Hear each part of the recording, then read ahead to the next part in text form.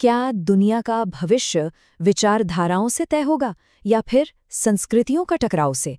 आज हम Samuel Huntington के इसी बहुत ही प्रभावशाली और विवादास्पद विचार को समझने की कोशिश करेंगे। तो कहानी की शुरुआत होती है 1992 में मॉस्को से। ये वो वक्त था जब सोवियत संघ बस अभी-अभी टूटा था। वहाँ विद्वानों की एक मीटिंग चल रही थी और उसमें हुआ ये कि रूसी संघ का नया झंडा उल्टा लटका दिया गया।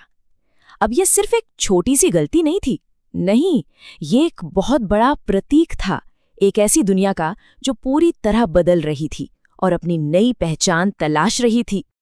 अच्छा, अब थोड़ा आगे चलते हैं। साल 1994, जगह साराजेवो, बोस्निया, युद्ध के बीचों बीच।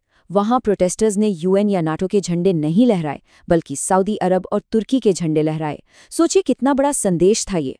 वो दुनिया को सीधे सीधे बता रहे थे कि मुश्किल घड़ी में उनके लिए असली रिश्ते कौन से हैं, और वो रिश्ते थे सांस्कृतिक। और फिर उसी साल लॉस एंजलिस में भी कुछ ऐसा ही हुआ। एक इमिग्रेशन बिल के खिलाफ प्रोटेस्ट में चारों तरफ सिर्फ मेक्सिको के झंडे ही नजर आ रहे थे।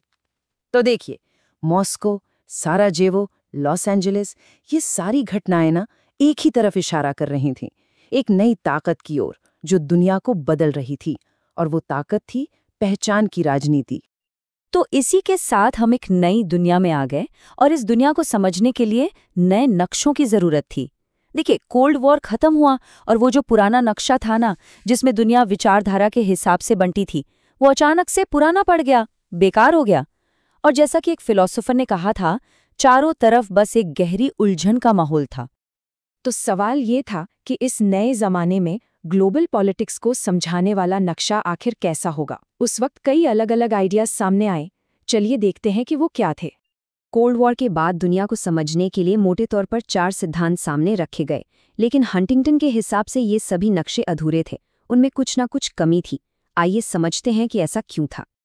पहला आइडिया था वन वर्ल्ड या इतिहास का अंत। मतलब ये एक बहुत ही पॉजिटिव सोच थी कि भाई अब बड़े झगड़े खत्म और पूरी दुनिया में वेस्टर्न लिबरल डेमोक्रेसी की जीत हो गई है। लेकिन ये जो एक हार्मनी का सपना था ना, वो बहुत जल्दी टूट गया जब दुनिया भर में जातीय संघर्ष और नरसंहार बढ़ने लगे। फिर दूसरा नक्शा आया 2 दुनियाओं का। मतलब दुनिया को 2 हिस्सों में बांट दो, जैसे अमीर बनाम गरीब, या फिर the west versus the rest. लेकिन इसमें एक बहुत बड़ी प्रॉब्लम है। ये जो बाकी की दुनिया है वो कोई एक चीज थोड़ी है।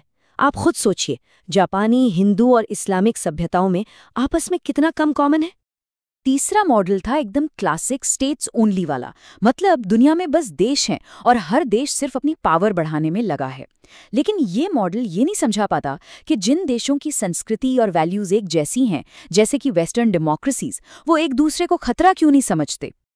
और चौथा और आखिरी आइडिया था प्योर केओस, यानी पूरी तरह से अराजकता का, कि दुनिया में बस उथल-पुथल मची है, देश फेल हो रहे हैं और लड़ाइयां बढ़ती जा रही हैं।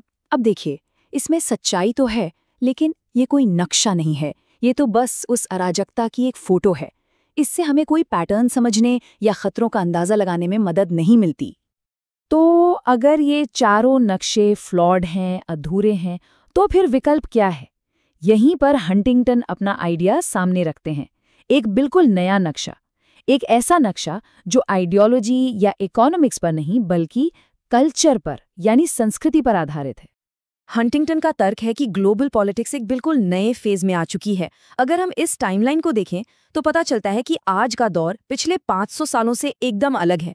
पहले लड़ाइयां पश्चिमी सभ्यता के अंदर होती थीं, फिर 2 विचारधाराओं के बीच हुईं, और अब पोस्ट कोल्ड वॉर दुनिया में ये लड़ाइयां सभ्यताओं के बीच हो रही हैं। और इस नए नक्शे की जो सबसे बेसिक यूनिट है वो है सभ्यता। अब ये सभ्यता है क्या? ये लोगों का सबसे बड़ा कल्चरल ग्रुप है। मतलब एक ऐसी पहचान जो भाषा, इतिहास, धर्म, रीति रिवाज, इन सब चीजों से मिलके बनती है। इंसानों को जानवरों से अलग करने के बाद ये हमारी पहचान का सबसे बड़ा लेवल है। तो इस थ्योरी के मुताबिक दुनिया आज 7 या 8 बड़ी बड़ी सभ्यताओं में बनती है, जैसे वेस्टर्न, कन्फ्यूशियन, जापानी, Islamic, Hindu, Slav Orthodox, Latin American और शायद अफ्रीकन भी।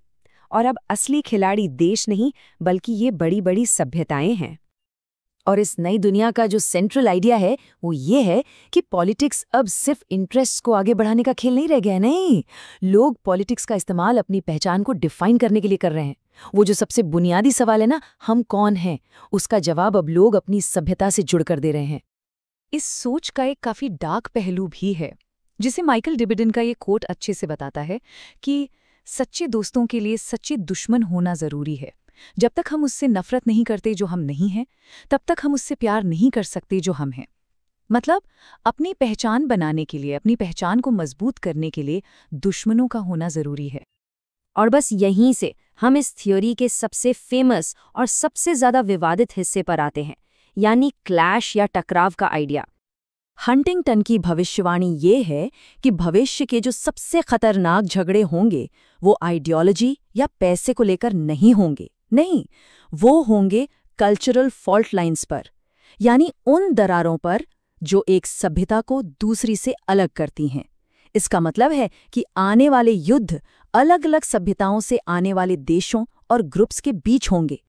जैसे 1993 की शुरुआत तक दुनिया में करीब 48 एथनिक वॉर्स चल रही थीं और इनमें से लगभग आधे झगड़े अलग अलग सभ्यताओं के ग्रुप्स के बीच थे। ये थ्योरी कहती है कि ऐसे फॉल्ट लाइन वाले झगड़े सबसे ज्यादा खतरनाक होते हैं। क्यों? क्योंकि इनमें एक ही कल्चर वाले रिश्तेदार देश यानी किन कंट्रीज अपने साथियों की मदद के लिए कूद पड़ते हैं, ठीक वैसा ही जैसा हमने युगोस्लाविया के टूटने के वक्त देखा था। तो ठीक है, ये तो हुई थ्योरी, पर सवाल ये है कि इस नक्शे से दुनिया को देखने का मतलब क्या है? आखिर ये इतना जरूरी क्यों है? इससे हमें क्या टेकअवेज मिलते हैं? ये टेबल देखिए, इससे सब साफ हो जाता है। कोल्ड वॉर की दुनिया में सवाल था तुम किस साइड हो, कम्युनिस्ट या फ्री वर्ल्ड। लेकिन आज पोस्ट कोल्ड वॉर की दुनिया में सवाल बदल गया है। अब सवाल है तुम कौन हो, और इसका जवाब कल्चर से मिलता है। मतलब कि लड़ाई, दोस्ती, पहचान सब कुछ अब सभ्यता के नजरिए से तय हो रहा है। तो इस थीसिस का निचोड़ ये है कि इतिहास में पहली बार हमारी दुनिया एक ही वक्त पर मल्टीपोलर भी है और मल्टी सिविलाइजेशनल भी। और हंटिंगटन का जो मेन मैसेज है वो यही है कि अगर हमें इस नई दुनिया में अपना रास्ता खोजना है तो हमें कल्चर और आइडेंटिटी के इस नए नक्शे को समझना ही पड़ेगा। और आखिर में ये हमें एक बहुत ही गहरे और ज़रूरी सवाल के साथ छोड़ जाता है कि अगर सभ्यताएं ही दुनिया की नई फॉल्ट लाइंस हैं, तो क्या सभ्यताओं के बीच एक ग्लोबल वॉर को टाला जा सकता है? अब आप इस थ्योरी से सहमत हों या ना हों, ये सवाल अपने आप में बहुत बड़ा है और ये हमें ग्लोबल पीस और स्टेबिलिटी के भविष्य के बारे में सोचने पर मजबूर कर देता है।